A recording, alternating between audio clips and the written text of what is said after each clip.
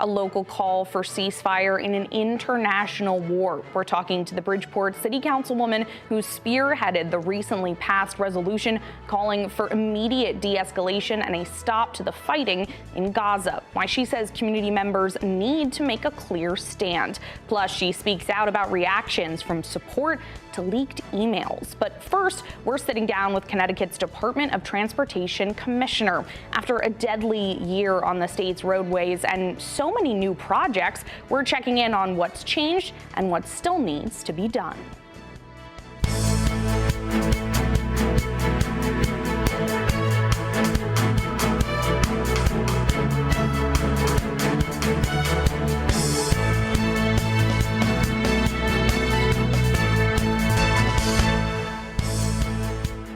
Good morning, and thanks for joining us here on The Real Story. I'm Emma Wulfhorst, and Happy New Year, officially 2024 now, just weeks away from the start of the next legislative session. We're jumping right in with the Commissioner of the state's Department of Transportation, Garrett Eucalitto. Garrett, thank you so much for being here. Yeah, thanks for having me back. So, quite a big year, 2023 for CTDOT, and, unfortunately, a deadly year on the roads once again. One of those causes, as always here, is wrong way driving. We started 2023 with several tragedies.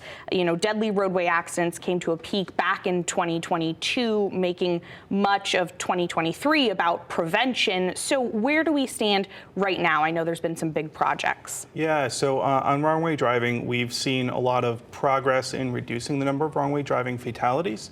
From our records so far, it looks like 2023 ended with only 7 fatalities due to wrong way driving, which is lower than the 23 we had the year before. There may be many factors tied to that. One, we've been doing a huge advertising campaign and public awareness campaign about the dangers of wrong way driving. We've also been investing a lot of money in investing in wrong way driving technology. We have around 18 of them up and running so far. 9 of them actually are notifying us at the DOT as well as the state police when it catches someone going the wrong way, so we can immediately go log on, see did someone actually go the wrong way or did they auto-correct themselves and turn around and go the right way. And that actually happened last month. Our cameras detected someone at 3:30 in the morning going up the wrong way up a ramp. The lights activated, the camera activated, and they immediately stopped, turned around, and went and course corrected. So the technology is doing what it's intended to do, and we have the camera technology showing us that it's working. So we have around 120 more that we're going to be installing, 120 ramps that will have this technology over the course of 2024. So we're hopeful this can help really cut back on the wrong way driving in our state. And a lot of data being collected, and as you just said, clearly the prevention is working, as we're seeing with the numbers and with these cameras and lights and sensors. Yeah. Obviously, more being installed on ramps. Does the department need any more funding from the legislature this next session to continue that, or where does that stand? No, the legislature gave us about $20 million to do this, so we have enough to get us through the first phase of the program. Then we're going to analyze and see, is it working? We do know that a big part of it is alcohol impairment, so that's an issue that even with all the technology out there, if someone is driving incredibly drunk, it may not stop them.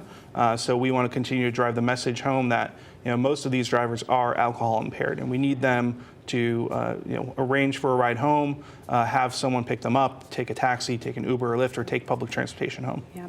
Another pilot DOT launched that's actually just wrapped up is work zone speed cameras. So tell me why this was so important for DOT and what are the results we've seen so far from this? Yeah, so we got approval to do a pilot program to do speed cameras on our highways in work zones. And anyone who has ever worked in construction on a highway or worked in maintenance for the DOT and gone out on the highway, you have people going past you, inches away from you at 85 miles per hour or more. It's deadly. And so we got approval to do this pilot program. We had around 25,000 people go through and get warnings, meaning they were traveling 15 miles per hour over the posted speed limit. The good thing is that only around less than 1,000 of them actually ended up going through and getting caught again, and that's what triggered them getting an actual citation. So we believe it showed that it worked, that people who maybe go through that same work zone every single day, they got the message when they got the warning in the mail.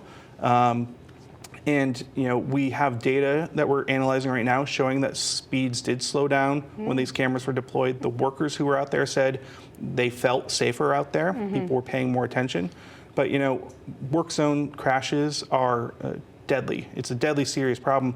Last year in 2023, we had 141 DOT trucks or crash trucks hit. Wow. And we haven't gone a week into the new year without another one of our DOT employees' trucks being hit. Wow. So it happens almost every other day. I get a notification about one of our DOT trucks getting hit. Our contractors are out there, construction workers are out there, and it can be a deadly incident. Definitely a real issue, but this was just a pilot program. You said you're analyzing the data right now, but is this something you'd like to see turned into an official program at some point? Absolutely. So we are planning to go to the legislature this session and talk to them about the results, show the positive results. We're going to be seeking legislative approval to make this a permanent program. Yeah.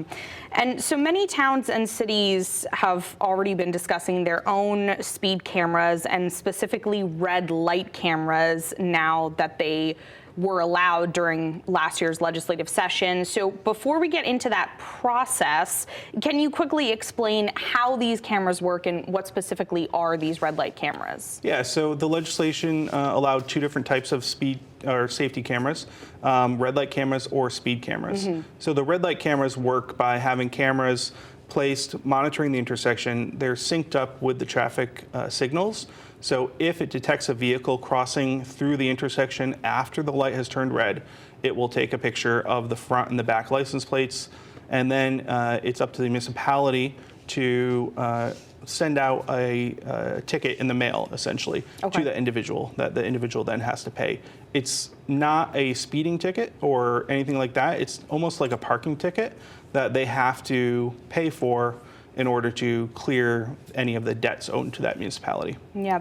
And so you mentioned, the fines for people, first offense or second offense, more like a speeding ticket or more like a traffic violation, but there were a lot of lawmakers who were really pushing hard for this, but there was also a lot of concerns when this was moving through last year's legislative session. One of the main ones that people were saying these automated enforcements statistically tend to disproportionately impact lower income and diverse neighborhoods and people of color. Can you tell me about the guidelines that DOT actually just launched this past week to sort of counteract that? Yeah, we took those concerns seriously. It was a lot of discussions with members of the state Senate and the state House. And even after the bill passed, we promised that we were going to continue to work with them. So we spent time meeting with the Black and Puerto Rican Caucus. We had staff meeting with the ACLU and with other interest groups, the Vision Zero Council, two of the different subcommittees of Vision Zero Council. And what we came up with was something looking at, we don't want them only putting them in qualified census tracts or census tracts where there are predominantly low-income individuals. So we limit the number of cameras that can be placed in a qualified census tract. We also are going to be looking at, is the community making the application to the DOT, putting them only near their borders with their other towns, right? They're trying to catch people coming into their town, but not individuals living in their town. And they have to provide proof that it's a safety need. So you have to show proof of crashes occurring at the intersection, or provide evidence that there are speed-related concerns at that location. Yeah. And, we do know that these cameras can help save lives, especially when it comes to pedestrian safety. That's something Connecticut really needs right now. We've seen pedestrians and cyclists, those deaths have really spiked since 2015, and especially since the pandemic. There are even pedestrian murder maps going around right now showing, just how much this has impacted our state. So what does this look like from the department side of things when it comes to pedestrian safety? Yeah, so trying to protect pedestrians and bikers, or what we call vulnerable users, it's really it's an everything approach. It's a yes and approach where we need to improve the infrastructure to make it safer for a pedestrian to cross the street. So make a shorter crossing distance for them, provide longer times for them to cross the road, more visible crosswalks, try and do some road diets to slow down traffic on that road or raised crosswalks. But we also need to have enforcement out there. We've seen a precipitous drop in enforcement of traffic laws since the pandemic started, so 2020 to now. Much lower level of law enforcement out there for traffic stops. But we also need education. So we did change a lot of laws around how pedestrians have rights even before they enter the crosswalk. A lot of members of the public don't know that. We're talking to Department of Motor Vehicles about updating some of the education that is out there as you take your driver's test.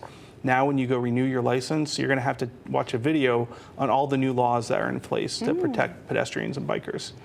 So last time we spoke, we talked about how the department, like many others right now, was experiencing staffing shortages. DOT did a massive number of projects this past year, as we've been talking about, but there were some proposals left on the table and some things took longer because, Connecticut, as you've mentioned to us, just hasn't really been graduating enough engineers and bringing enough people in. How is the staffing shortage right now? Has this gotten any better? It has gotten better. So when I took over this job in January of 2023, we were around 2,900 employees. Right now, we're around 3,150. Okay. So we're a net increase. We should be around 3,500, 3,600 employees. So we have a long ways to go. We are talking to many different schools about developing more pipelines for engineering students. We're talking to our own internal employees about what can we do to do better recruitment. So we're going outside of our general geographic region to do better recruitment in the tri-state region, even beyond, down to Pennsylvania, down south to some historically black colleges and universities. And then actually we're going to be going to some major national conferences to set up tables there to recruit people. And last thing here with the last couple minutes, we started talking a little bit about what you want to see at the next upcoming legislative session in 2024, but there have been a lot of big projects focused on the future already. One of those, the Greater Hartford Mobility Study. Really quickly, tell me a little bit about what that is. What do people need to know about that if they haven't heard of it before? Yeah, this is going to be changing the landscape of the Greater Hartford region for decades, really a century to come. It's going to be a multi-decade long project, but what we're looking to do is address both 84 and 91. So the goal is to lower 84 and provide a cap over it for major portions of it and redirect it a little bit. That frees up a lot more space for development for the city, for green space, and it allows the north end of Hartford to reconnect across the highway to this downtown core. And then 91, we're aiming to basically take the 84 off of the Buckley Bridge as it goes to the Stone Bridge today, and shift it over to a new bridge. So 91 and 84 would intersect much further up north near the Meadows, North Meadows area, near the theater up there. And then we will basically be allowed traffic to shift that way and avoid the downtown core of Hartford. And then we can cap over parts of 91 to provide greater access to the riverfront.